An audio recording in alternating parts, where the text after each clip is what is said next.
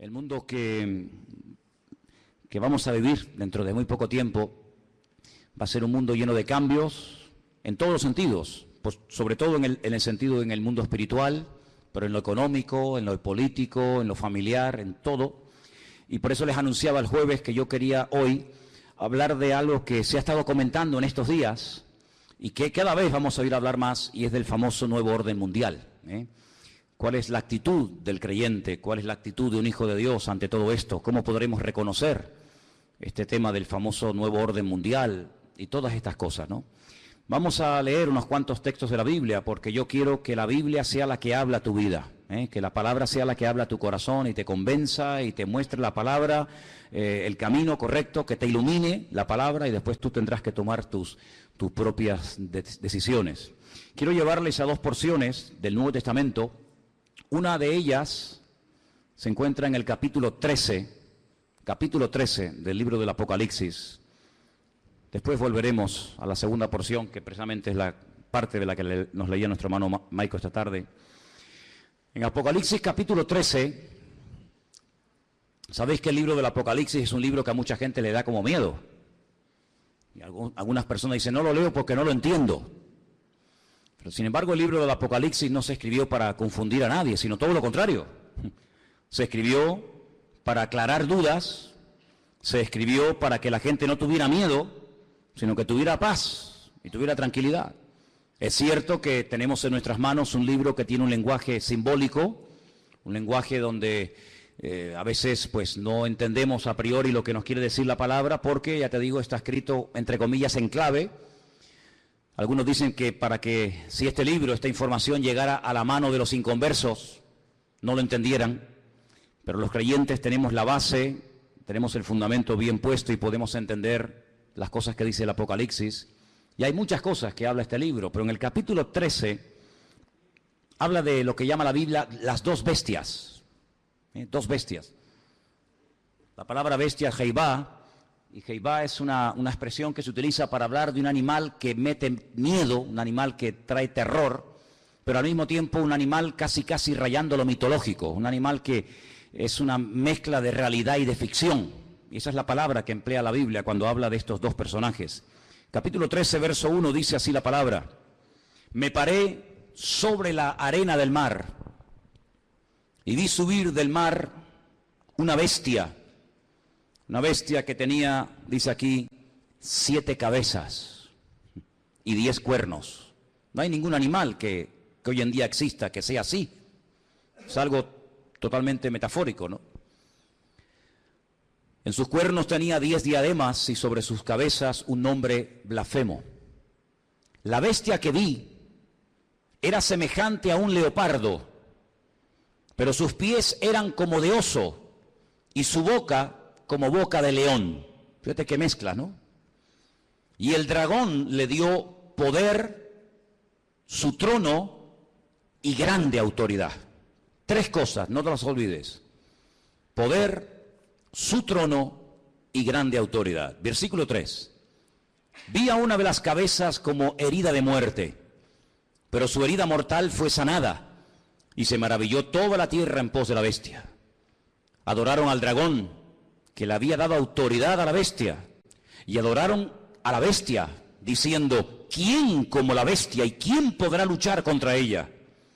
También se le dio boca que hablaba grandes cosas y blasfemias, y se le dio autoridad para actuar 42 meses. Es lo mismo que decir 3 años y medio, o 1260 días, como también se dice en otro texto, ¿eh? Abrió su boca en blasfemia contra Dios, para blasfemar de su nombre y de su tabernáculo y de los que moran en el cielo. Se le permitió hacer guerra contra los santos y vencerlos. También se le dio autoridad sobre toda tribu, pueblo, lengua y nación. Y le adoraron todos los moradores de la tierra, cuyos nombres no están escritos en el libro de la vida del Cordero, que fue inmolado desde el principio del mundo. Si alguno tiene oído para oír, que oiga. Después en el versículo 11 habla de otra bestia. Si os dais cuenta, dice: después vi otra. No es la misma, es otra bestia. Pero si os dais cuenta, dice que esta bestia subía de la tierra. Sin embargo, en el capítulo 13, verso 1, dice que la primera bestia subía del mar. ¿Lo veis ahí? Vi subir del mar. El versículo 11 dice otra bestia que vi subir de la tierra. Son dos entidades completamente diferentes la una de la otra. A lo largo de la historia, la humanidad ha conocido muchos sistemas de gobierno. Ha conocido durante un tiempo, parte de la humanidad durante un tiempo conoció un sistema que ya prácticamente no existe, pero que se llamaba la teocracia. Era Dios, el creador, gobernando al pueblo y llevando la palabra a través de sus profetas. Y fue un periodo muy hermoso de la historia, donde Dios hacía las funciones de gobernante o de rey, su pueblo obedecía, y cuando Dios tenía que comunicarse o transmitir un mensaje al pueblo, como lo acabo de decir, lo transmitía a través de sus siervos los profetas.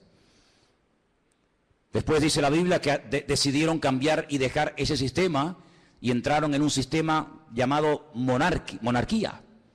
Y el rey moría y su hijo ocupaba el lugar, y en fin, todos sabemos que es otro sistema de gobierno. El mundo ha conocido la monarquía, la teocracia, el comunismo, el capitalismo, la democracia, gobiernos de derechas, gobiernos de centro, gobiernos de izquierda, gobiernos comunistas, gobiernos socialistas. En fin, hay cantidad de formas de llevar a este mundo, pues, por distintos caminos. Pero la Biblia nos habla de un nuevo orden, de un nuevo gobierno, que en cierto sentido tendrá un poco de todo lo que les acabo de comentar. Tendrá un poco de monarquía, un poco de comunismo, un poco de democracia, un poco de capitalismo. Será como una especie de mezcla, pero también es un sistema completamente nuevo. El hombre nunca ha visto ese sistema de gobierno que en los últimos tiempos se levantará, y se levantará del antiguo territorio que ocupó el Imperio Romano. Yo no sé cómo estáis de geografía y de historia, pero el antiguo Imperio Romano conquistó prácticamente todo el continente europeo, de punta a punta, todo el Magreb, todo lo que son las naciones del norte de África y parte de Oriente Medio, incluido Siria, Egipto, Palestina y otros países más. De ese antiguo territorio romano, un territorio enorme, la Biblia nos enseña que en los últimos tiempos se formará un nuevo orden mundial, se levantará un gobernante que no sabemos su nombre, pero sí tenemos muchísima información acerca de este personaje, que no es un personaje de la mitología, ni es una especie de engendro entre algo espiritual y algo físico, sino que será un hombre de carne y de hueso, con padre, con madre, con genealogía, con lugar de nacimiento, con pasaporte, etcétera, etcétera. Digo esto porque a veces Hollywood y algunas películas muestran al famoso anticristo como una especie de relación entre Satanás y una mujer, y nace ahí una cosa que no sabe si es un demonio o es un niño. Olvídense de eso. El anticristo, y dicho sea de paso, el único en la Biblia que llama a este personaje el anticristo es el apóstol Juan. Esa palabra no aparece en ninguna parte de la Biblia, sino solamente cuando Juan habla de este personaje. Anticristo, alguien que se opone a Cristo, alguien que ocupa el lugar de Cristo, porque el anticristo no será un ateo. Satanás no es tonto. Satanás sabe perfectamente que lo espiritual siempre al hombre le tira, por un camino o por otro. Luego el anticristo no será un ateo, sino será una persona que caerá en lo más bajo que puede caer un ser humano, y es en la egolatría. Es pretender recibir adoración como si fuera un dios. Esto no es nada nuevo. Ya en Egipto, en Roma y en otros imperios se ha visto como el hombre ha querido ser adorado. Y al faraón se le llamaba el hijo del dios Ra, el hijo del sol. Y en Roma sabemos que miles de personas fueron matados y fueron asesinados y fueron quemados porque querían recibir adoración y querían incluso que se les presentara sacrificios y flores y reconocimiento. Así que el anticristo será una persona que al principio, digamos que, entre comillas, respetará todos los cultos, todas las creencias, todas las religiones, todo vale, no pasa nada, pero vamos a ver cómo después la Biblia nos dice que pega un cambio, y vamos a ver cómo a lo espiritual le va a dar una importancia tremenda, porque el anticristo, que en el Antiguo Testamento se le llama God, G-O-G. Cuando usted lee, por ejemplo, los libros del profeta Ezequiel, usted se va a dar cuenta de que al que llamamos nosotros el anticristo, en el Antiguo Testamento se le llama God. Fijaros qué cosa tan interesante. Satanás, que es un perfecto imitador de las cosas que Dios hace o que va a hacer, llama a este personaje en el Antiguo Testamento God, y es un nombre que la primera y la última letra de su nombre es la misma, es la G, la Gimel en hebreo.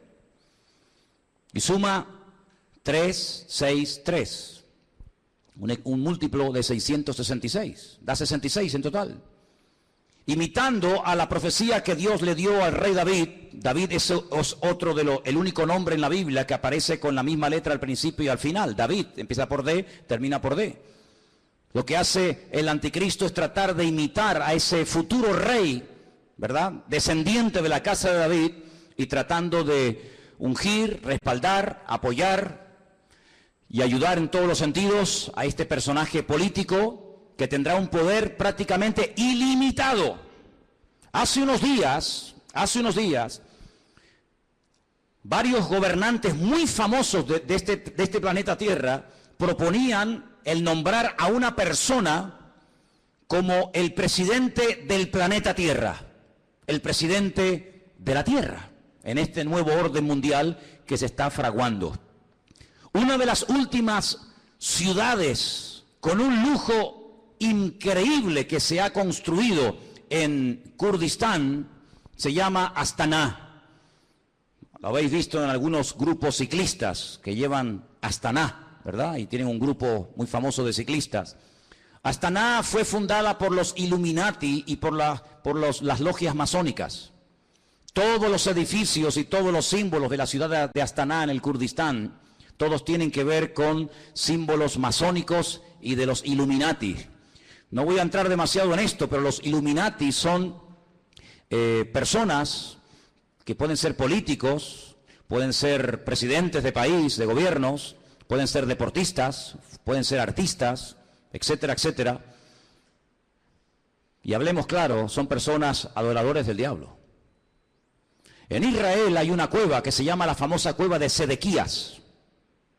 Se llama la cueva de Sedequías porque cuando el rey Nabucodonosor sitió la ciudad de Jerusalén durante más de un año, el rey que en ese momento gobernaba Jerusalén se llamaba Sedequías y huyó por esa cueva, y dice que lo alcanzaron en la llanura del valle de Jericó, que está como unos 8 o 10 kilómetros de allí, y allí lo encontraron, le sacaron los ojos y se lo llevaron cautivo a Babilonia, a Irak.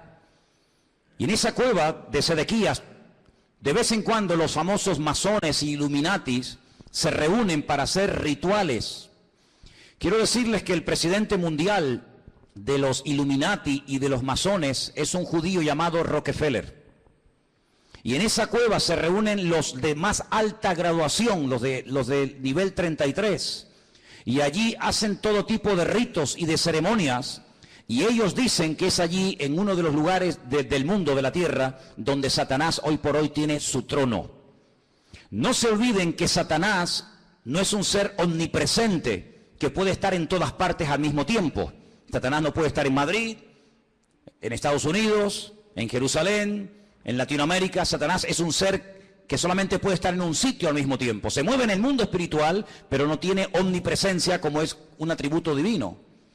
Y es en ese lugar donde dicen los Illuminati, los masones, que en forma de macho cabrío se presenta cuando hacen estas ceremonias en la cueva de Sedequías, y allí es donde reciben órdenes e instrucciones para las cosas que tienen que hacer. A algunos les puede sonar todo esto como a ciencia ficción, como a miedo, como a película, pero quiero decirles que el mundo espiritual, aunque no lo podemos ver con nuestros ojos de carne, es tan real como el mundo natural que constantemente estamos viendo. Date cuenta que, por ejemplo, ahora aquí dentro hay millones de voces en alemán, en arameo, en hebreo, en inglés, en chino, en japonés. Aquí dentro hay frecuencias, hay ondas, pero que no podemos ni verlas ni oírlas porque no tenemos un aparato de radio. Pero si tuviéramos un aparato de radio con una buena antena, seríamos capaces de escuchar programas que ahora mismo se están emitiendo desde Marruecos, desde Estados Unidos, desde cualquier parte de la tierra, simplemente que no tenemos un aparato que nos permite captar la señal de lo que aquí hay. Es como en la televisión. Y el mundo espiritual es invisible, pero es real. Los demonios existen, Dios existe, los ángeles existen. Todo el mundo espiritual es tan real como el mundo en el cual nos movemos tú y yo cada día. ¿Cuántos dicen amén? Satanás, dice la Biblia, que tiene un título, es el príncipe de la potestad del aire. Él se mueve con una velocidad abismal en la atmósfera. Y en ese lugar es donde Satanás hoy por hoy tiene su trono. Recuerden que en el libro del Apocalipsis, cuando el Señor le habla a una de las 7 iglesias, a una, no a las 7, a una le dice: aguanten, tengan paciencia, van a ser probados, van a tener dificultades, pero resistan, yo estoy con ustedes, porque yo sé dónde ustedes viven, donde Satanás tiene su trono. ¿Dónde tiene su trono Satanás hoy en día? Pues allí, en la ciudad de Jerusalén, es donde Satanás se mueve, porque sabe que la ciudad de Jerusalén es la ciudad más importante del mundo. Es la ciudad donde el Señor Jesucristo pasó la última semana de su vida. Es la ciudad donde Él instituyó lo que conocemos como la Santa Cena, el pan y el vino. Es el lugar donde murió. Es el lugar donde resucitó. Es el lugar donde ascendió. Es el lugar donde en el día de Pentecostés descendió el Espíritu Santo en forma como de lenguas de fuego que se asentaron sobre más de 100 y pico personas que estaban allí. Es el lugar donde Zacarías capítulo 14 dice que Él volverá por segunda vez y pondrá sus pies sobre el monte de los olivos, y el monte se partirá y desde allí gobernará a las naciones. Es el lugar donde dice la Biblia que todo ojo le verá y toda rodilla se doblará. Es el lugar donde vendrán los famosos 2 testigos del Apocalipsis.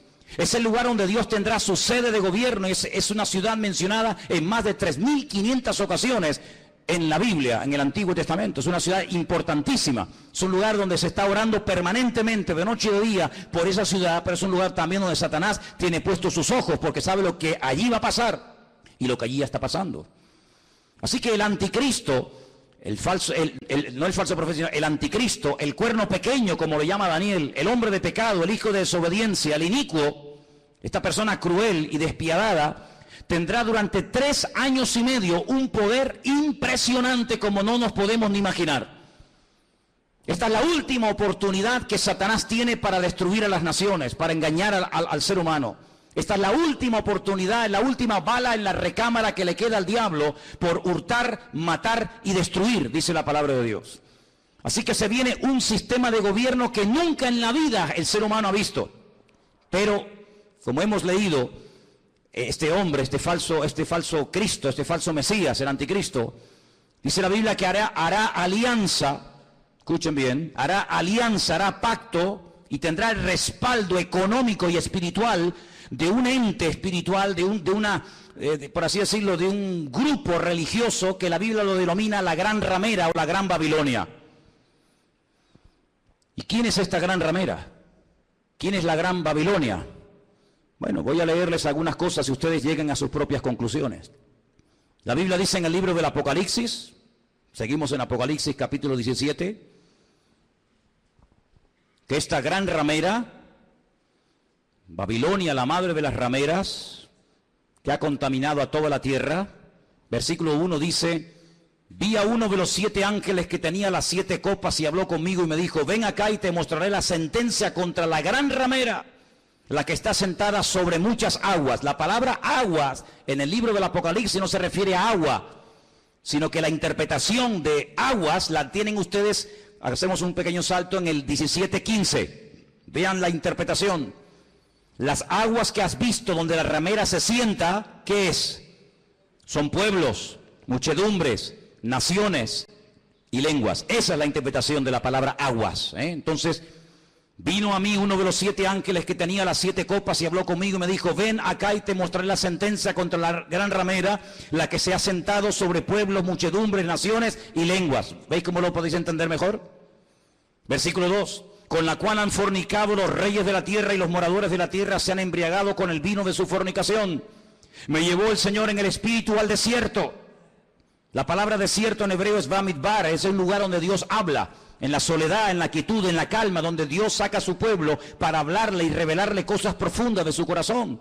Y dice que allí vio una mujer sentada sobre una bestia escarlata, llena de nombres de blasfemia, que tenía 7 cabezas y 10 cuernos. ¿Cómo estaba vestida esa mujer? Esa institución religiosa, ¿cómo se vestía? Dice que se vestía de púrpura. Interesante, ¿no? Y de escarlata. Estaba adornada de oro, de piedras preciosas, de perlas, y tenía en su mano un cáliz de oro lleno de abominaciones y de la inmundicia de su fornicación. Así se vestían sus ministros de púrpura y de escarlata, y tenía joyas y piedras preciosas en abundancia. Ahora, analicemos hoy en día en el espectro espiritual de nuestro planeta Tierra, vayamos una por una a ver quiénes pueden ser. Por ejemplo, ¿cómo visten los budistas? Si viéramos en este momento a un budista, seguramente lo veríamos con la cabeza rapada. Veo muchos budistas en esta tarde aquí. Iría seguramente, si tiene algo de pelo, con una especie de trenza. Iría con una túnica de color naranja. Ese es el color de los ministros budistas. No usan piedras preciosas, ni mucho menos. El mundo entero, las naciones de la tierra no han fornicado con el budismo. De hecho, en muchas naciones el budismo ni ha llegado, ni sabe la gente lo que es. Para muchos, Buda simplemente es una estatua de un señor con una panza muy gorda y nada más que eso. ¿Cómo visten, por ejemplo, los musulmanes? No visten de púrpura ni de escarlata. No han gobernado sobre todas las naciones de la tierra, sobre muchas sí, pero no sobre todas las naciones de la tierra. No tienen su sede, como después vamos a ver, en una ciudad más adelante. ¿Cómo visten los testigos de Jehová, los mormones? ¿Qué institución? Y no hace falta que lo digan. Se viste de púrpura y de escarlata y tiene piedras preciosas y riqueza en abundancia.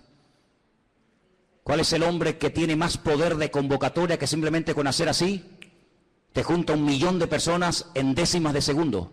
Un hombre que es capaz de ir a África, a América, a Japón, a la China, a Cuba, a cualquier país de la tierra. Es el hombre que tiene más poder de convocatoria que nadie, más que Obama, más que cualquier deportista. Hay un hombre que simplemente con hacer así junta como nada, 1 millón de personas, y los reyes de la tierra le tienen que besar la mano. Incluso el rey de España ha ido y se le ha inclinado. ¿Qué te parece, amigo? Y por si los datos te parecen cortos, en el versículo 18 dice: la mujer que has visto es la gran ciudad que reina, no que reinará, dice que reina sobre los reyes de la tierra. Allí donde la gran ramera tiene su sede. ¿Y cuál era la ciudad que en el momento de escribir el libro del Apocalipsis reinaba sobre toda la tierra?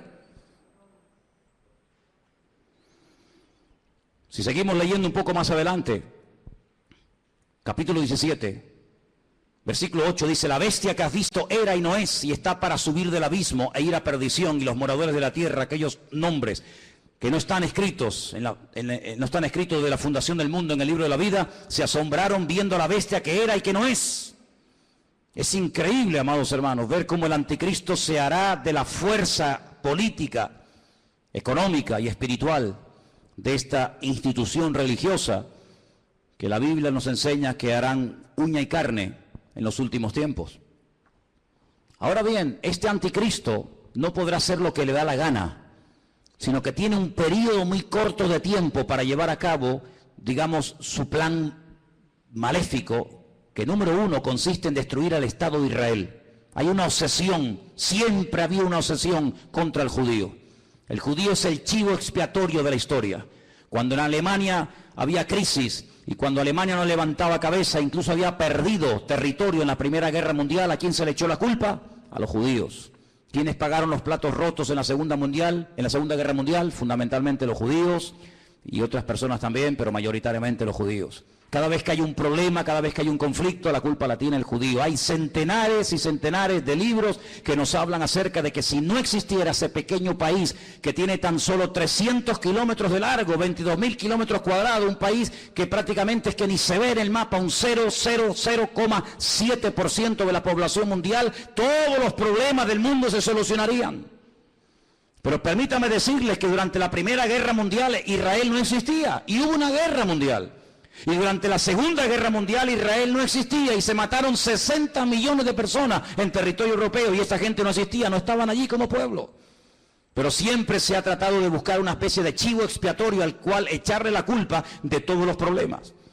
Y hay muchos libros que dicen que si Israel no existiera, si ese país no existiera, si se arrasara completamente a esta gente, el mundo sería un mundo de paz, un mundo más equilibrado, un mundo donde no habría tantas guerras y rumores de guerras. Así que el primer objetivo de este personaje es ganarse la confianza del Estado de Israel. ¿Y cómo se ganará según la Biblia la confianza de los judíos para que durante un tiempo corto, pero al fin y al cabo un tiempo, lo apoyen? Pues muy fácilmente, permitiéndoles cumplir el sueño que todo judío tiene durante 2000 años. No lo han perdido jamás. Han estado de aquí para allá, los han matado, los han quemado, los han crucificado, les han hecho de todo, pero siempre han tenido una obsesión en la mente. Y es poder volver a Jerusalén y poder volver a ver reconstruido el templo de Jerusalén. El templo de Jerusalén fue destruido en el año 70 por las tropas romanas, capitaneadas por Tito, el hijo de Vespasiano. Y desde el año 70 de la era cristiana hasta hoy, allí no hay templo. Los romanos araron aquel lugar, le cambiaron el nombre a Jerusalén y le pusieron Aelia Capitolina. Le cambiaron el nombre de Israel por Palestina, para que nunca más nadie se acordara que una vez hubo una ciudad en la historia de la humanidad llamada Jerusalén y un país llamado Israel. Pero todos sabemos que ese país ahí sí sigue existiendo. 7 guerras, ningún país moderno ha tenido que soportar 7 guerras, donde incluso ha tenido que pelear a veces hasta con 14 naciones a la vez. 14 naciones se han unido por tierra, por mar y por aire para destruir a esta gente, y en las 7 ocasiones no han podido hacerlo. Pero la Biblia nos enseña, y lo dice muy claramente en Ezequiel, en Daniel, en Zacarías, etcétera, que el enemigo intentará destruir a esta nación con armas nucleares. Y la palabra de Dios nos enseña que en un valle que está a las afueras de Jerusalén, llamado el Valle de Jezreel, o el Valle de Megido, se llevará a cabo una batalla tremenda que hasta la Biblia ya ha dado el nombre de dicha batalla, la famosa batalla de Armagedón. De hecho hay películas, ¿no?, que se llaman Armagedón. Y dice la Biblia que allí vendrán naciones de todas partes de la tierra. Atacarán por el norte, por el sur, por el este y por el oeste, por tierra, por mar y por aire. Y será un tiempo de angustia para Israel. La palabra de Dios nos enseña que más de 200 millones de soldados, escuchen bien, a Juan también le asombró, imagínate, nos asombra a nosotros escuchar esta cifra. Imagínate a Juan hace 2000 años en la isla de Patmos escribiendo el Apocalipsis. 200 millones de soldados se unirán con un solo objetivo: destruir al pueblo de Israel. ¿Y por qué tanta obsesión por destruir a Israel? Lo he dicho muchas veces y lo vuelvo a repetir, por una sencilla razón.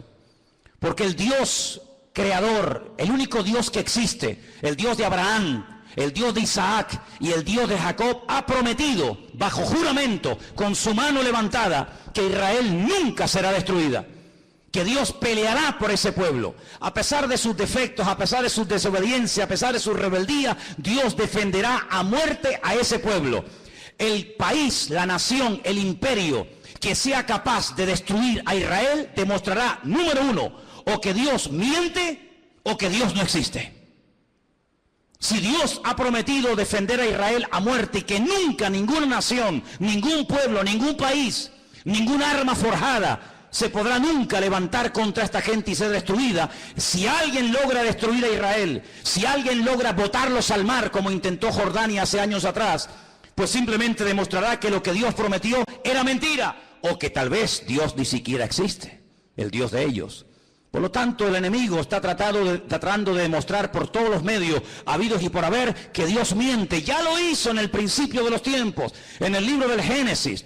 Cuando se acerca a la primera mujer, le dice: ¿por qué no comes? ¿Por qué no desobedeces a Dios? Y la mujer dijo: porque Dios nos dijo que si pecamos y si desobedecemos la ley de Dios, vamos a morir. Y Satanás le dice: Dios te ha mentido, no es verdad, tú no vas a morir. Lo que pasa es que Dios sabe que si comes de este árbol, si desobedeces a Dios, le harás la competencia, le harás sombra y serás otro Dios. Y eso Dios no quiere que ocurra. Y la Biblia nos enseña que aquella persona le creyó a diablo, le creyó a Satanás y le creyó a la mentira. Y así como la verdad te hace libre, la mentira te esclaviza y te destruye. Por eso a lo largo de la historia, desde Caín hasta nuestros días, Satanás ha intentado destruir al pueblo de Israel, al Dios de Israel. ¿Por qué? Porque él quiere ser adorado y reconocido. Y el anticristo, este hombre, este líder político, exigirá que se le adore. Dice la Biblia que cuando el templo de Jerusalén sea reconstruido, y quiero decirles que he estado muchas veces en Israel, muchísimas veces, y cada vez que he ido he tenido la oportunidad y la bendición de poder ir al Museo del Templo, donde puedes ver absolutamente todo, salvo el arca del pacto. Ya está todo preparado, todo dispuesto, todo listo para que se reconstruya por tercera vez el famoso templo de Jerusalén, en el único lugar del mundo donde los judíos pueden construir un templo. Los judíos no son como los evangélicos que pueden construir iglesias en cualquier parte, o como los católicos que construyen catedrales en cualquier ciudad del mundo. El judío tiene la orden, la prohibición de no edificar ningún templo en ninguna parte de la tierra, salvo en el monte Moriah, donde miles de años atrás el patriarca Abraham subió a lo alto de esa montaña a sacrificar a su hijo. Y es en ese lugar donde Dios únicamente permite que se construya un templo, donde Él, dice la Biblia, que pondrá su gloria y su presencia para que todas las naciones de la tierra conozcan que Dios es uno, dice la palabra de Dios. ¿Por qué no lo hacen? Tienen poder para hacerlo. En 1967, en junio del 67, el 7 de junio del 67, la Biblia nos enseña, o la historia, perdón, nos enseña que las tropas de Israel entraron y conquistaron toda la ciudad de Jerusalén. No podían entrar en Jerusalén, pero en el 67 tomaron toda la ciudad. Subieron a lo alto del monte, pero le dejaron hasta el día de hoy a Jordania que administre las explanadas del templo, donde está la famosa mezquita de Omar y la famosa mezquita de Al-Aqsa. Pero es allí donde algún día, dice la palabra de Dios, que el templo será reconstruido. Y a los 3 años de ser edificado ese templo, nos dice en Tesalonicenses, justo a los 3 años, este personaje entra al lugar santísimo, lo profana, y entonces exige que todo el mundo le adore y le reconozca como el único Dios. Quiero leerles en 2 de Tesalonicenses capítulo 2, versículo 1, escuchen bien la lectura. Dice el apóstol Pablo: con respecto a la venida de nuestro Señor Jesucristo, de eso está hablando, y nuestra reunión con Él, os rogamos, hermanos, que no os dejéis mover fácilmente de vuestro modo de pensar, ni os conturbéis, ni por espíritu, ni por palabra, ni por carta, como si fuera nuestra, en el sentido de que el día del Señor está cerca. Nadie os engañe en ninguna manera, porque no vendrá sin que antes venga la apostasía, el desmadre, el descontrol total y absoluto. En ese ambiente de desmadre, de descontrol, de guerras y rumores de guerra, de crisis y más crisis, en ese ambiente se levantará el anticristo. Porque viene ofreciendo paz, viene ofreciendo seguridad y viene ofreciendo estabilidad a un mundo que entrará en caos y entrará en picado y no habrá forma de solucionar el problema. Vendrá la apostasía. Dice la Biblia que en los últimos tiempos muchos que se llaman creyentes o cristianos o seguidores de Dios o de Cristo apostatarán de la fe, llegarán a escuchar hasta espíritus engañadores, espíritus malignos, llegarán a creer en cuanta cosa rara y extraña aparezca por el escenario, y se producirá un enfriamiento a nivel mundial por parte de muchos que se llaman creyentes. Dice, y el amor de muchos, a consecuencia de que se ha multiplicado la maldad, se enfriará. Y si aquellos días no fueren acortados, nadie se podría salvar. Dice, más por causa de los escogidos, y por ahí están los listos de turno, que siempre dicen, no, pero los escogidos son los judíos, no somos nosotros. Eso es mentira. Están engañados. Si están enseñados, están engañados. La palabra escogido es ecleto. La palabra ecleto aparece en Primera de Pedro, cuando Pedro le escribe a gentiles, no a judíos, a gentiles, y les dice, vosotros que antes no erais pueblo, si eran judíos, eran pueblo. No, pero es que vosotros no erais pueblo, porque el único pueblo que Dios tuvo en el pasado fue Israel. Vosotros que no erais pueblo, ahora sois pueblo de Dios. Real sacerdocio, amén. Nación santa, pueblo escogido por Dios, para que anunciéis las virtudes de aquel que os llamó de las tinieblas a su luz admirable. Sí, la palabra que toma Pedro, que es ecleto, es exactamente la misma que aparece en Lucas 21 y en Mateo 24, cuando habla de escogidos. Dios tiene solo un pueblo, Dios no tiene dos pueblos, Dios tiene un solo pueblo. Y en ese pueblo forman parte todos aquellos hombres y mujeres que han aceptado a Cristo como su Señor y Salvador personal. Punto. ¿Cuántos dicen amén?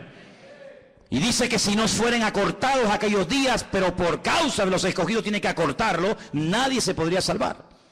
Entonces dice que cuando venga la apostasía, muchos, no todos, muchos se apartarán. Y estamos viendo gente que antaño predicaba el evangelio, ya ni lo predican, ni sirven al Señor, ni se congregan. Y no se asusten ni se sorprendan. Pedro dice, hermanos, no os sorprendáis, como si alguna cosa extraña estuviera ocurriendo. Ya os hemos predicado, ya os hemos profetizado, ya les hemos escrito. Dice, y después de mi partida, yo procuraré que ustedes tengan memoria de esto, para que no se olviden, que muchos apostatarán de la fe, que muchos se apartarán, que muchos se olvidarán de Dios, incluso hasta lo van a renegar y lo van a rechazar. Dice que cuando venga, antes de que venga el Señor, tiene que venir la apostasía y se manifieste el hombre de pecado, el hijo de perdición.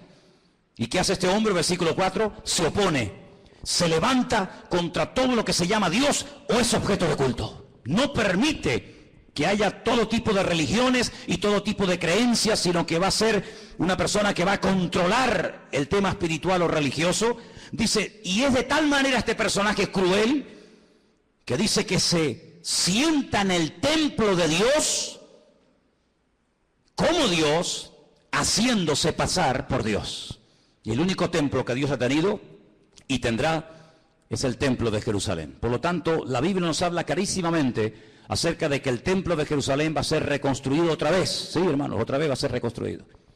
Aunque nos parezca extraño, nos parezca imposible. También era imposible que hace 60 años esta gente tuviera un país llamado Israel, y es posible. Ahora vosotros sabéis lo que lo detiene, a este anticristo, a este personaje siniestro, macabro. Dice, vosotros sabéis lo que lo detiene, a fin de que a su debido tiempo se manifieste. Ya está en acción el misterio de la iniquidad, solo que hay quien al presente lo detiene hasta que él, no ella, él a su vez se ha quitado de en medio. Entonces se manifestará aquel inicuo. La palabra inicuo, pues es una palabra que significa un hombre cruel, sin principios, sin moral, un salvaje, despiadado, una bestia, hasta que ese inicuo sea matado con el espíritu de la boca del Señor y lo matará el resplandor de su venida. He hecho una lista de cómo, de todas las formas que la gente moría en los tiempos de la Biblia. Tengo una lista enorme. Hay gente que murió comida por perros, gente que murió comida por gusanos, gente que murió crucificada, gente que murió apedreada, gente que murió quemada, gente que murió a palos, gente que murió clavados con un asta, empalados. Hay un montón de tipos de muertes en la Biblia, pero nadie ha muerto como morirá el anticristo. Dice que lo matará el resplandor de la venida de nuestro Señor Jesucristo. Así como el resplandor de la gloria del Señor tiró al suelo al apóstol Pablo y se convirtió y sirvió al Señor con toda su alma y con todo su corazón hasta el último minuto de su vida, el anticristo morirá no de forma natural, sino morirá por el resplandor de la gloria y de la presencia del Señor. Y dice la Biblia hasta dónde va a ser enterrado.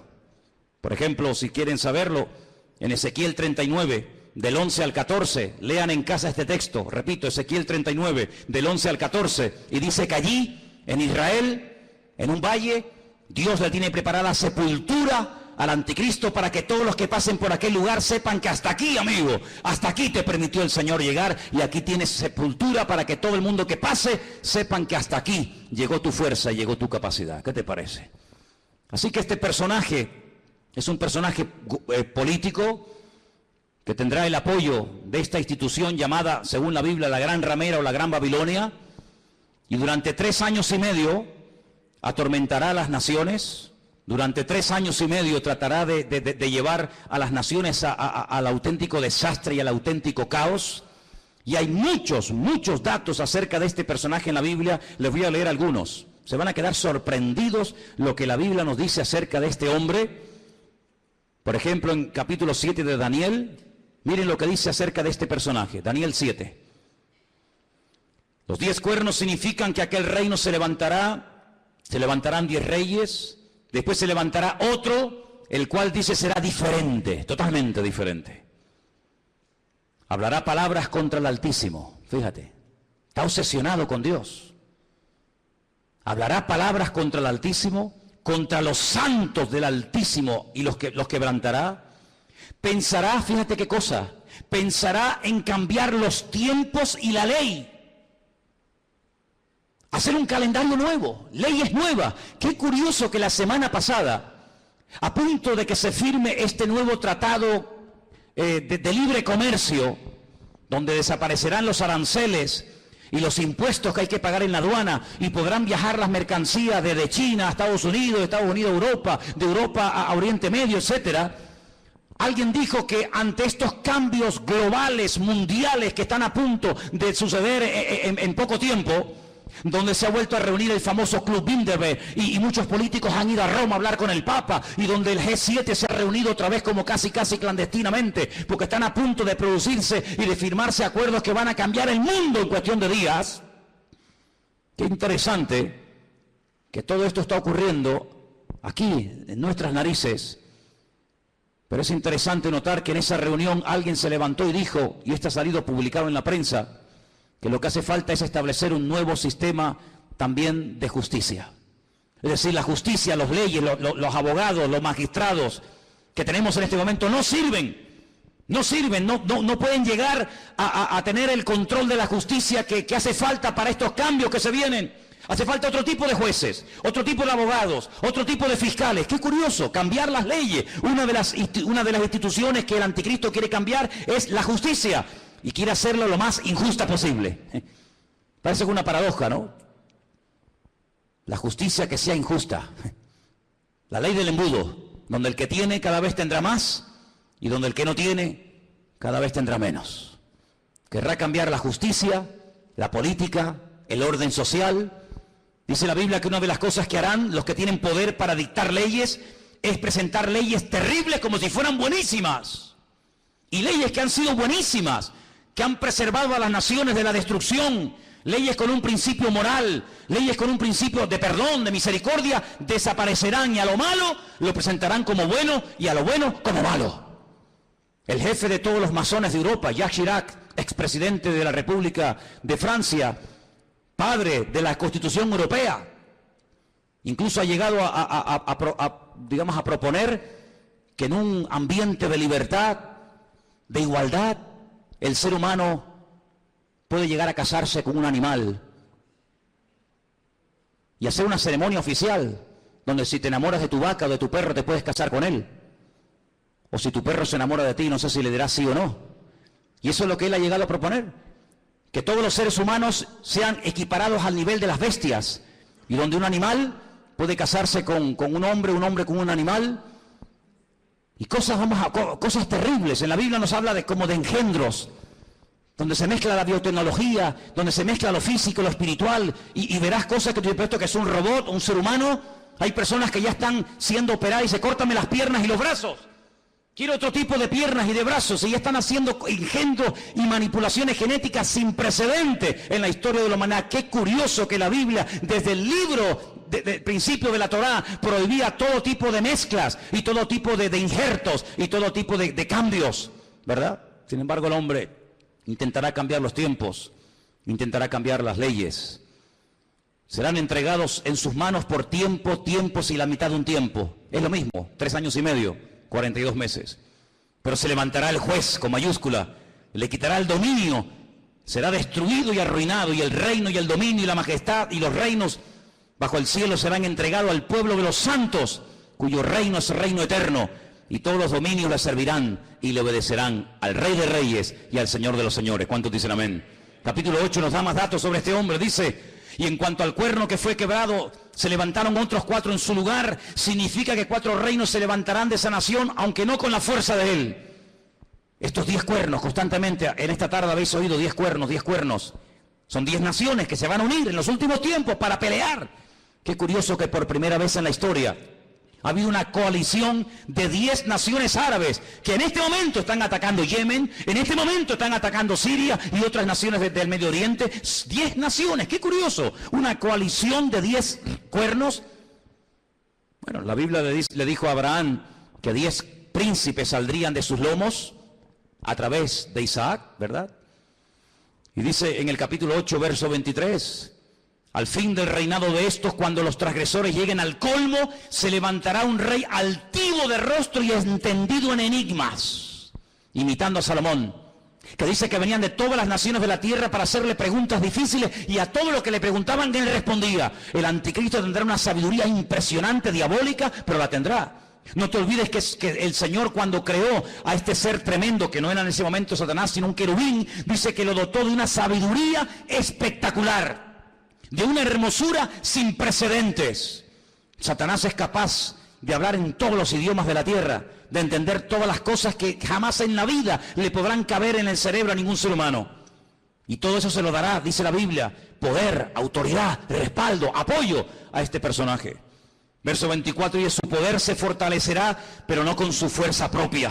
Causará grande ruina y prosperará. Qué curioso, por una parte causa ruina y por otra parte prospera. Qué tremendo que los que causan ruina a los demás siempre son prosperados ellos.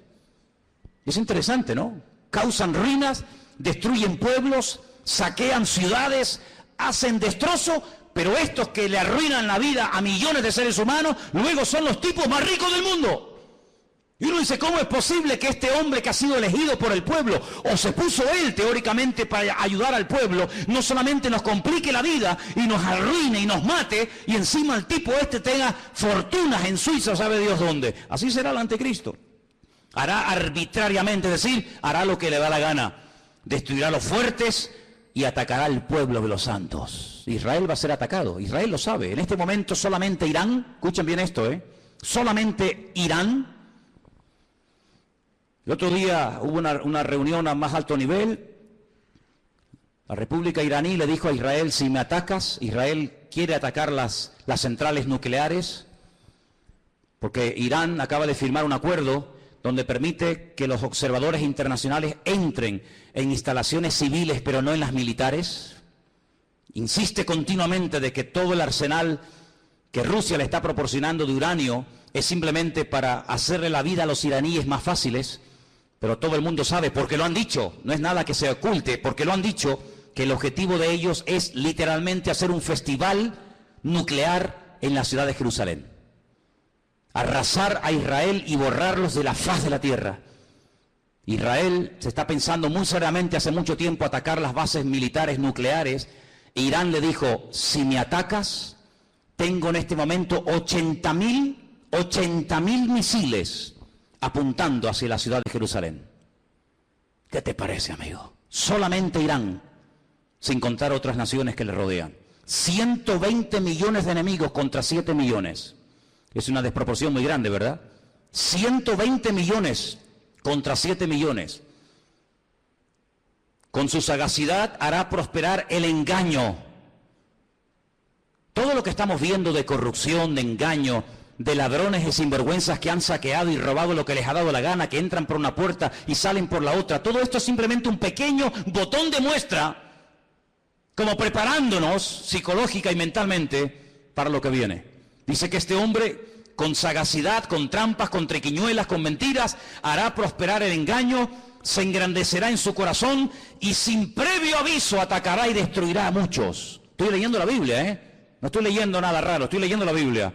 Se levantará contra el príncipe de los príncipes, pero será quebrantado, aunque no por mano humana. Fijaros cómo el enemigo ha ido adaptando la estrategia según los tiempos. Caín, el primer asesino, se levanta y mata a su hermano Abel, pero no mató ni a su padre, ni a su madre, ni al otro hermano. Dejó a más gente viva que los que realmente mató, ¿sí o no? Qué curioso, Caín mató a uno, pero dejó vivo a más gente. Cuando pasa el tiempo, dice la Biblia que otra persona que también tiene el mismo espíritu de Caín, pero elevado a la máxima potencia, va más allá y dice, en vez de matar a uno, matemos a todos, pero solamente a los varones. Y deja a todas las mujeres vivas. Sabemos también que Moisés se salvó y etcétera. Pero fíjate, Caín mató a uno, pero dejó vivos a otros. Pero Faraón quería matar a todos los varones y la muerte iba en aumento. Pero cuando no lo consiguió, el mismo espíritu de Caín que habitó en Faraón salpicó y se apoderó de aquel rey perverso de Amán, allí en los tiempos de la reina Esther, y dijo, no solamente a los hombres, sino a los hombres, a las mujeres, a los niños, y arrasemos con todo. Es decir, que no ha ido a menos, sino que la maldad siempre ha ido a más. Siempre ha ido a más.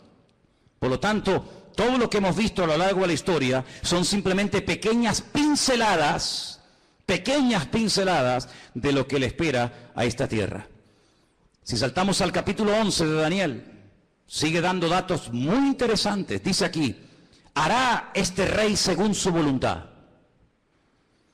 Se ensoberbecerá, se engrandecerá sobre todo Dios, y contra el Dios de los dioses hablará. Y dice aquí, y prosperará. Es increíble, ¿eh? Y prosperará. Por eso dice la Biblia, no tengas envidia del hombre malo que prospera en su camino. Porque a veces los malos también son prosperados, pero no por Dios. Y dice aquí, hasta que sea consumada la ira y lo que está determinado se cumpla. Ahora fíjate qué dato tan interesante. Yo sé, y algunos seguramente me lo harán notar, que en el texto original no existen palabras con mayúscula y palabras con minúscula. No existe ni en griego ni en hebreo palabras con mayúscula y con minúscula, que en nuestro idioma es muy importante, porque no es lo mismo la palabra Dios con minúscula que la palabra Dios con mayúscula. No es lo mismo la palabra Señor con minúscula que la palabra Señor para referirnos a Dios en mayúscula.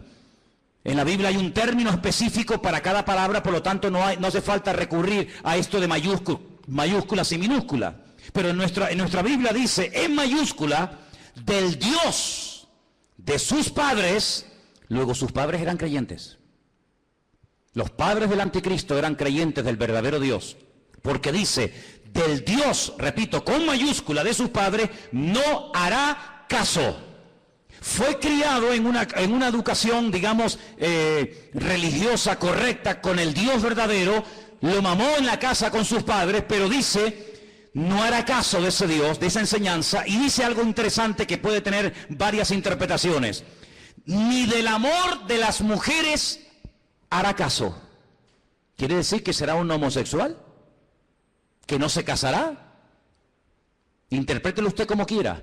Pero dice que a este hombre no le interesa perder el tiempo. Ustedes saben que cuando un hombre se enamora de una mujer se vuelve medio idiota, medio tonto, ¿no?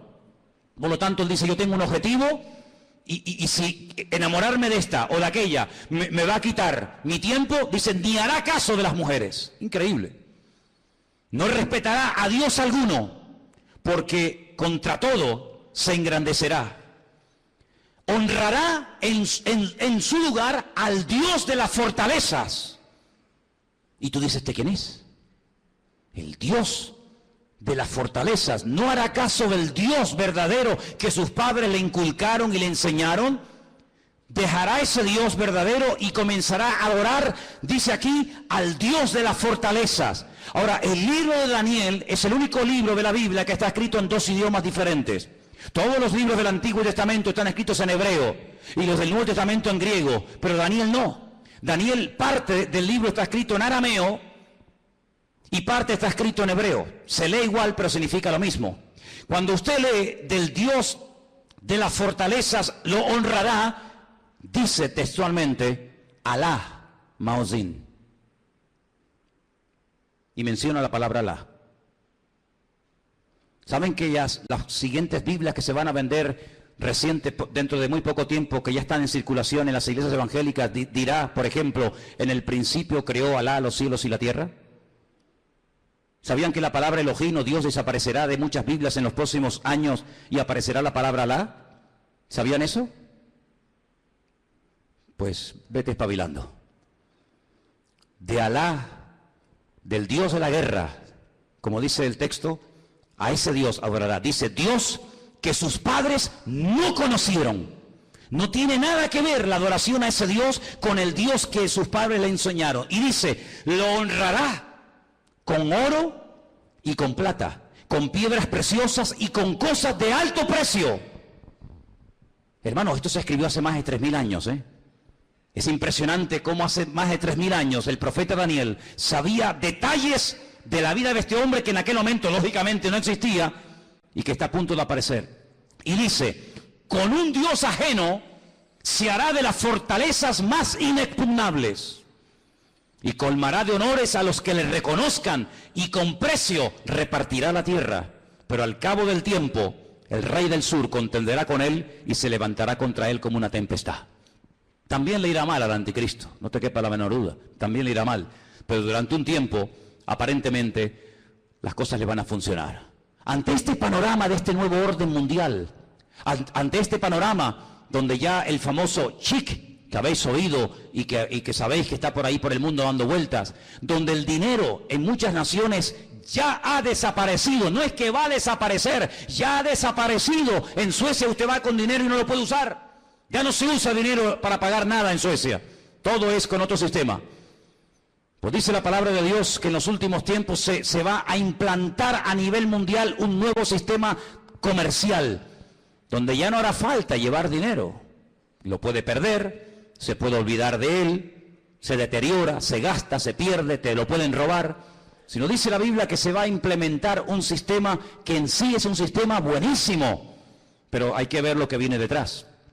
Y es un sistema donde dice la Biblia que nadie podrá llegar ni a comprar nada, ni a vender absolutamente nada, ni un litro de leche, hermano, ni una barra de pan en la panadería, ni nada de gasolina para el coche. Nadie podrá, bajo ningún concepto, comprar ni vender, a menos que lleve implantado en su cuerpo un microchip, como el que llevan los perros, hace muchos años, donde simplemente con un aparatito, cualquier veterinario del mundo sabe cómo se llama ese perro, dónde vive, si está vacunado, si no está vacunado, cómo se llama el dueño, dónde vive y qué hace y qué no hace. Es un pequeño microchip alimentado con una pequeña pila de litio implantado en la piel, de tal manera que usted en cualquier momento puede llegar a una ferretería, a una carpintería, a una farmacia, a donde quiera, simplemente usted pasando su mano, automáticamente le descuentan de su cuenta bancaria lo que supuestamente usted puede tener. Así no tiene problema de que nadie le robe, de que nadie le quite nada. Y usted dirá, pero eso es una locura. No es ninguna locura. Muchísimos soldados del ejército norteamericano, muchísimos multimillonarios ya le están poniendo a sus hijos esta especie de microchip. ¿Por qué? Porque tiene muchas ventajas, aparentemente. Y es que usted está localizado 24 horas del día, aunque esté metido en un submarino bajo tierra o bajo el mar. Usted está localizado permanentemente, porque los satélites captan esa señal, captan esa radiofrecuencia en cualquier lugar donde usted se encuentre. ¿Cómo podía saber Juan, un pescador de Galilea, hace 2000 años atrás, en un pequeño país llamado Israel, que algún día en el mundo, en el planeta Tierra, habría un sistema tan sofisticado, donde la gente ya no usaría dinero para comprar, ni para vender, ni para viajar, sino que simplemente llevando ahí una especie de chip en la mano, pasándolo por una especie de escáner o de máquina, la gente podría llevar una vida normal? ¿Cómo podía ese hombre saber eso hace 2000 años? No lo sabía. Dios se lo dijo. Y Dios se lo reveló. Porque aquí el que controla el pasado, el presente y el futuro es nuestro Dios. Y el Apocalipsis está escrito en pasado. Porque esa es una de las características del tema profético en la Biblia, que el futuro se cuenta en pasado. Y por eso dice la Escritura que para conocer el futuro hay que conocer el pasado. Porque el que no conoce lo que Dios ha hecho, no sabrá nunca lo que Dios hará en el futuro. ¿Qué podemos hacer los que nos llamamos cristianos o queremos ir en serio con el Señor ante este panorama? Bueno, es interesante notar que una de las profecías que se tenía que cumplir en los últimos tiempos es que el río Éufrates, saben que Irak está bañada por dos grandes ríos, el Éufrates y el Tigris. Es una de las zonas donde estaba el famoso Jardín del Edén. Llegaría un momento que se tendría que secar para que tropas del norte, dirigidas por Rusia, vinieran en dirección a la tierra gloriosa, entrando por los famosos Altos del Golán, en el norte de Israel. Bueno, pues Siria construyó hace ya muchos años una presa que deja totalmente seco el río Éufrates, así, en cuestión de minutos. Eso está profetizado también en el libro del Apocalipsis. La palabra del Señor nos enseña que los tiempos se acortan, y dice Mateo capítulo 24 lo que tenemos que hacer en estos tiempos los creyentes, y te lo leo. Mateo 24, del 37 en adelante, presta atención a lo que dice la palabra. Dice así: como en los días de Noé, así será la venida del Hijo del Hombre. Como en los días de Noé. ¿Cómo eran los días de Noé? ¿Cómo era su generación, sus vecinos, sus amigos? ¿Cómo vivía la gente en aquellos tiempos? Dice la Biblia que había violencia y agresividad por todas partes. No piensen ustedes que se vive tan tranquilo en todas partes de la tierra como de momento vivimos aquí. Muchos de los que están aquí pueden dar testimonio de que naciones hermosas y tremendamente ricas, es muy difícil hoy por hoy vivir en ellas debido al alto índice de muerte, de destrucción que hay. La gente tiene miedo a salir a las calles. Dice la Biblia que llegará el momento en el que la gente más pacífica, aquella chica que cuando caminaba dice que ni siquiera se atrevía a poner el pie en tierra, de lo delicado y de dulce que era, ten cuidado porque se te puede llegar a convertir en tu peor enemigo.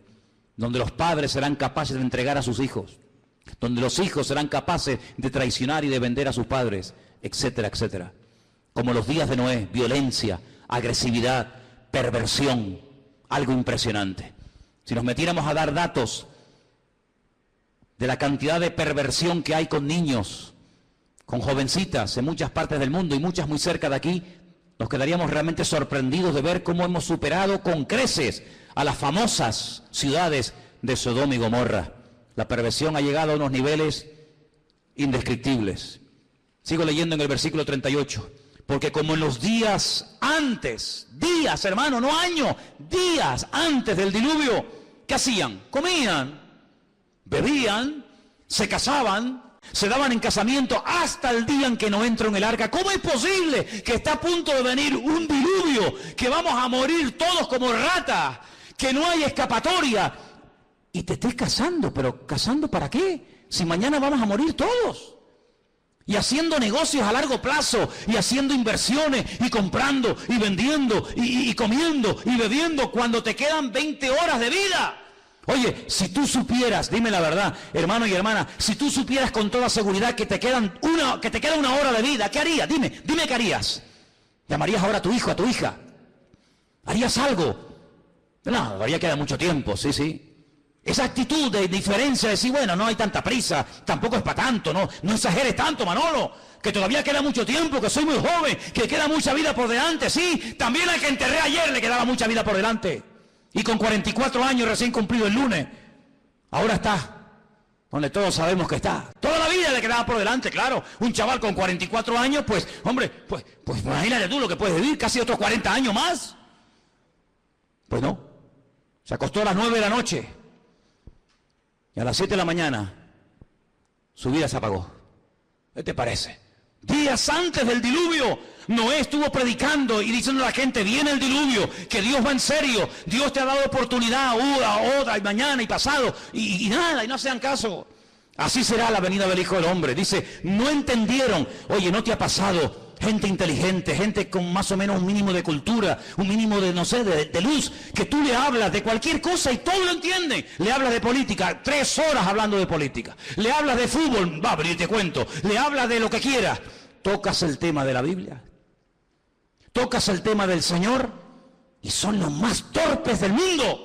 Y un tío tan listo, un tío tan sabio, un tío tan espabilado, un tío que se ha buscado la vida toda la vida. De todo entiende y de todo sabe. Lo dejas en el desierto y el tío sobrevive. Lo dejas en el Himalaya y el tío se busca la vida. Cuando le hablas del Señor, no entiende nada. ¿Leíste la Biblia? Sí, pero no la entendí. Pero tío, ¿cómo es posible que leas el periódico, leas la revista y todo lo entiende? Y cuando te hablo de Dios, no entendieron. Hay como una nube, hay como una ceguera espiritual. ¿Por qué se creen que comencé el culto cantando abre mis ojos? ¿Piensan que todo esto es casualidad? ¿Que detrás de esto no hay oración y preparación? Y diciendo, Dios mío, háblanos. Claro que lo hay. Abre mis ojos, ¿pero a qué? A la realidad espiritual de lo que se cierne y de lo que viene, hermanos. No entendieron hasta que vino el diluvio. Cuando entendieron era demasiado tarde. Claro, entendiste, pero ya no hay tiempo. Se los llevó a todos. Así será también la venida del Hijo del Hombre. ¿Qué te parece, amigo? Algunos no tuvieron miedo la primera vez que se metieron un pico en las venas. No tuvieron miedo ninguno. Algunos no tienen miedo a tirarse en parapente, en paracaídas, al vacío, nadar entre tiburones, subir al Himalaya y hacer locura. Y venga a beber, y otra. No tienen miedo, pero cuando llega la hora de poner ese valor al servicio de Dios, son unos cobardes. Y la Biblia los llama así, La gente que no tiene valor para creerle a Dios los llama cobardes. Valientes para lo malo, cobardes para lo bueno. ¿No entendieron? Dice, pero por eso estarán dos en el campo. Uno se va y otro se queda. Dos mujeres estarán moliendo en un molino, la una será tomada y la otra será dejada. Y ahora viene la palabra, escúchala, velad, velad, porque no sabéis a qué hora.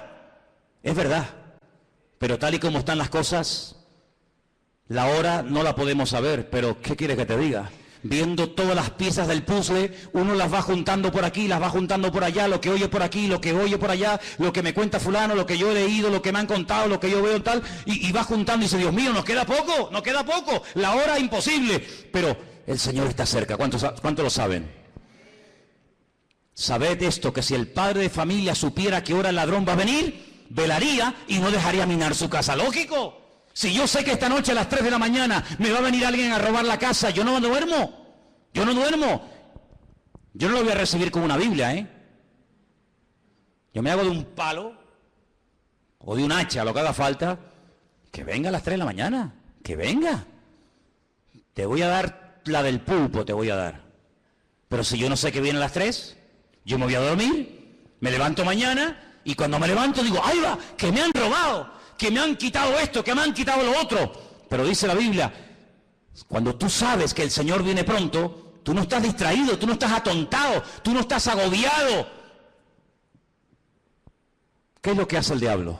A uno los revienta a trabajar, como a los judíos en Egipto.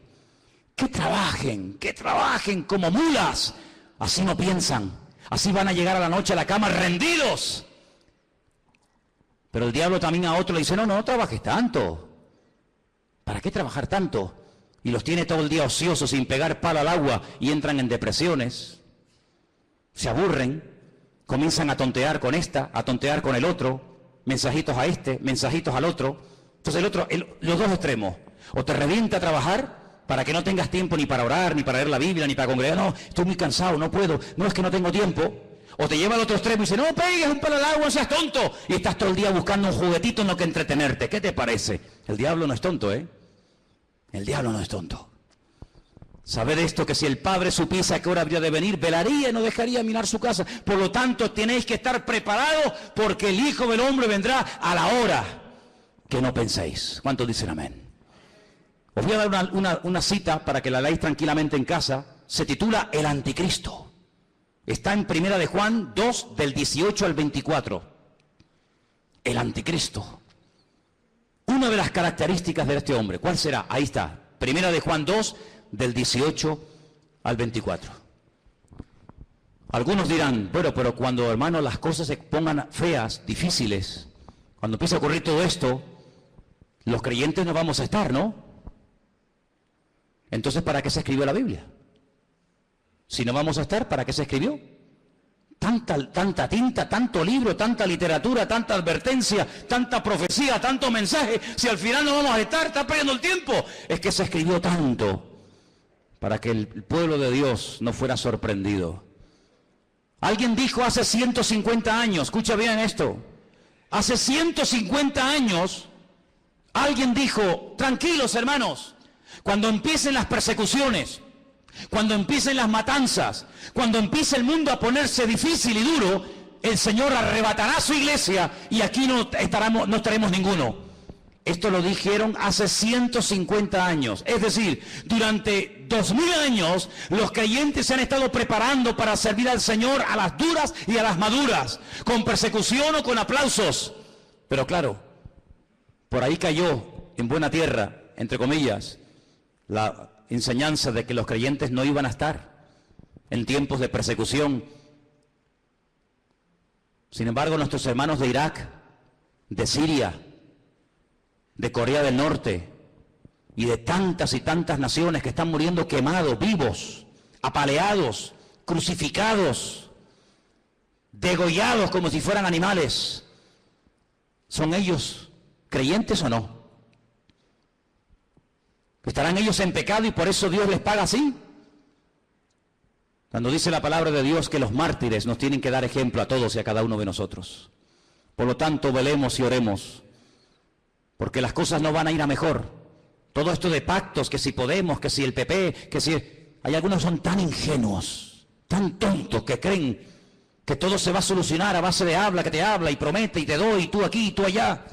El Señor dice, la maldad se multiplicará y le sorprenderá a todos, me da igual del signo que sean, como los dolores a la mujer que está a punto de dar a luz, dice, y no escaparán, sino que vendrá sobre ellos la destrucción repentina. Nosotros no tenemos la confianza puesta en el PP, yo por lo menos no, a lo mejor alguno aquí sí. Yo no confío ni en el PP, ni en el PSOE, ni en Ciudadanos, ni en el otro, ni el Melena, yo no confío en ninguno de ellos, porque todos son hijos del diablo. ¿O no? ¿O no?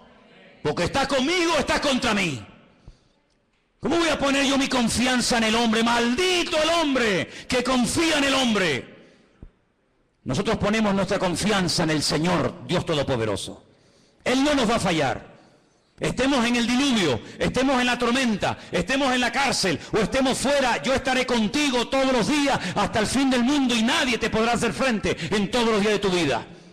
Eso es lo que nos dice el Señor y a eso tenemos que agarrarnos ahora más que nunca. Por eso llevo años diciendo cada semana, oh hermanos oremos, hermanos busquemos al Señor, métanse en la palabra, dejen de perder tiempo en tontería, no hagan planes que tú no... hablando de planes, ¿cuántos de los que están aquí tienen planes y meten al Señor en sus planes? Es que lo tenía aquí apuntado y no me puedo ir sin decirlo.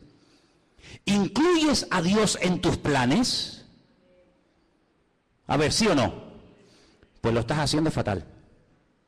Fatal. ¿Que no puedo incluir a Dios en mis planes? No. Pero hermano, no te entiendo. Espera, déjame que te explique. Pues si no te vas a quedar así. Tú no tienes que incluir a Dios en tus planes. Tú tienes que meterte en los planes de Dios. ¿Ves la diferencia? Yo tengo planes, quiero ser médico, quiero ser abogado, quiero estudiar 5 carreras, quiero casarme con un chico alto, guapo, rubio, maravilloso, que habla inglés, arameo, francés, chino, japonés, tenga un coche, un yate, un avión. Claro, esos son tus planes. Y Señor, me tienes que ayudar, me tienes que ayudar, amigo, Tú tienes tus planes, tus proyectos, y ahora me caso, y ahora me divorcio, y ahora compro, y ahora vendo, y ahora voy a la playa, y ahora voy al monte. Tú tienes tus planes y metes a Dios en tus planes. Te equivocas rotundamente, no has entendido nada. Y tú dices, pero ¿cómo se predica en esta iglesia? Sí, amigo, aquí estamos para esto. Si quieres más la papita dulce, vete allá a la esquina que está la guardería Heidi. Aquí yo te digo que la única manera de ir de gloria en gloria y de victoria en victoria no es metiendo a Dios en mi agenda, sino metiéndome yo en su agenda y en sus planes y en sus proyectos. Y entonces Dios te va a bendecir y Dios te va a ayudar. No metas a Dios en tu vida, métete tú en el Señor y entonces el Señor te va a ayudar. Y se abre la puerta, se cierra la puerta, poder decir gloria a Dios, porque Dios está conmigo y nadie me podrá frenar en los días de mi vida. Aleluya. ¿Cómo que tus planes? ¿Qué dices, amigo? ¿Cómo que tus planes? Ya no vivo yo. Ya no vivo yo, es Él el que vive en mí. Por eso es muy difícil ser cristiano, porque ¿a quién no tiene planes? ¿A quién no le gusta? Hombre, a mí me han dicho, ¿cuántas veces me han dicho, ay, yo sé que el Señor tiene que venir, pero que no venga ahora mismo porque yo me quiero casar? Bueno, pues nada. Pues entonces, dile al Señor, Señor, no vengas de momento porque me he comprado el vestido. Me he comprado los zapatos. Y claro, si vienes, ¿cómo me los pongo? Esa es como me dijo a mí una chica, cuando inauguramos esta iglesia hace 14 años atrás, tuvimos cultos sábado y domingo. Y el sábado le dije, mira, cantas tú y tú, y el domingo cantan otras hermanas Y me dice, no, hermano, yo canto el sábado y el domingo. Digo, no, tú cantas el sábado y otro el domingo. Que no, digo, hombre, ¿cómo no? Vamos a ver. Y digo, pero ¿tú por qué tanto empeño en cantar también el domingo? Y me dice, porque me he comprado 2 vestidos. Me he comprado uno para el sábado y otro para el domingo. Y si no canto el domingo no me van a ver el vestido nuevo. Y yo le dije, pero ¿tú vienes aquí a la iglesia para presumir de vestidos? Porque si vienes aquí a aparentar y a presumir, aquí te sobra el sitio, hija. Así que ahora no vas a cantar ni el sábado ni el domingo. Mira lo que te digo. Pues aquí no venimos a verte a ti. Aquí venimos a adorar al Señor. Y cogió y se fue. Se fue a cantar donde le aplaudían. Pero aquí al único que aplaudimos, y le pido que ahora le deis un aplauso a Él, es al Rey de Reyes y al Señor de los Señores. A Él sea la gloria por los siglos de los siglos. Amén. A Él solamente. Aleluya. Fuertes aplausos a nuestro Dios, hermano. Amén, amén, amén. Aleluya. Amén. Nada más que a Él. Todo lo demás sobra. ¿Cuánto tiempo va a reinar el anticristo? ¿Cuánto tiempo va a estar este personaje, este tipejo? ¿Cuánto tiempo? Lo hemos leído. Tiempos y la mitad de un tiempo. 42 meses, 1 año y medio. 3 años y medio. ¿Eso es lo que va a durar? 3 años y medio. ¿Pero cuánto va a durar el reino de nuestro Dios? Por los siglos de los siglos. Amén. Sí, tú tendrás tu tiempo de gloria, como muchos que ves en televisión, de plató en plató, de programa en programa. Parece que pasa un tiempo y desaparecieron. Cierra tus ojos, hermano. Empápate de la Biblia. Métete en el Señor. Y dile al Señor, yo haré en la vida lo que tú quieras. Solamente lo que tú quieras. La vida cristiana no es hacer lo que yo quiero y usar a Dios para mi beneficio personal. No, eso no es vida cristiana, eso se llama religión. Eso es religión, donde yo hago lo que me da la gana y Dios está a mi servicio 24 horas al día en lo que yo quiera y en lo que yo pida. Eso es religión, donde yo pongo las normas, donde Él está para servirme a mí. Evangelio es, yo no tengo planes. Yo soy un siervo en las manos de Dios y yo haré y me casaré o no, y compraré o no, iré o no, a donde Dios quiera. Eso es el Evangelio. Lo otro es religión. Y por eso, amados hermanos, yo le digo a todos los jóvenes que están aquí esta noche, muchos de ustedes que se están matando estudiando, pregúntale al Señor si eso es lo que Dios tiene para tu vida. Porque si eso es lo que Dios tiene para tu vida, gloria a Dios, qué bueno. Pero ¿y si eso no es? Si eso no es, hijo o hija, pregúntale al Señor qué quiere hacer con tu vida. Porque a Noé cuando le habló le cambió la vida. Y a Abraham ni te cuento. Y a Pablo ni te cuento. Cuando Dios le reveló sus planes a David, a Moisés y a los personajes de la Biblia, les cambió la vida. Ya no se podían dedicar a cualquier otra cosa, porque Dios tiene planes. Claro que los tiene, para mí, para ti. ¿O qué te crees, que estás aquí por casualidad? No. Dios nos ha traído hoy aquí, como dice el cántico, para no volver atrás. Aleluya. Y en esta tarde, cuando te acerques a este pan y a este vino, dile al Señor, te lo pido, dile: Señor, quiero hacer tu voluntad, Señor. Quiero hacer tu voluntad. Bendito sea el nombre del Señor. Señor, ayúdanos a darnos cuenta que el mundo, como tu palabra profetiza, irá de mal en peor. Pero nosotros iremos de gloria en gloria y de victoria en victoria, porque tú así lo has determinado para tu pueblo. Señor, sabemos que el mundo te ha dado las espaldas. Sabemos que el mundo no se somete a tu voluntad ni a tu palabra. Así les va. Pero pedimos, Señor, que a nosotros, tus hijos, este rebaño pequeño, nos des la bendición de servirte y de estar preparados para lo que le viene a este mundo encima. Este mundo va a ser sacudido. Todas las naciones de la tierra van a ser zarandeadas como el trigo. Pero te pedimos, Señor, que tú nos protejas y nos libres del maligno. Y podamos con tu ayuda y con tu bendición mantenernos firmes contra las acechanzas del maligno. Ayúdanos, Señor, en esta noche a tomar conciencia de los tiempos que se avecinan, Padre. El mundo está haciendo sus movimientos, reuniones por aquí, reuniones por allá. Ellos saben a dónde apuntan, ellos saben lo que quieren. Ayúdanos también a nosotros, mi Dios, a estar preparados para que estas cosas no nos sorprendan como ladrón en la noche. Bendito sea Jesús.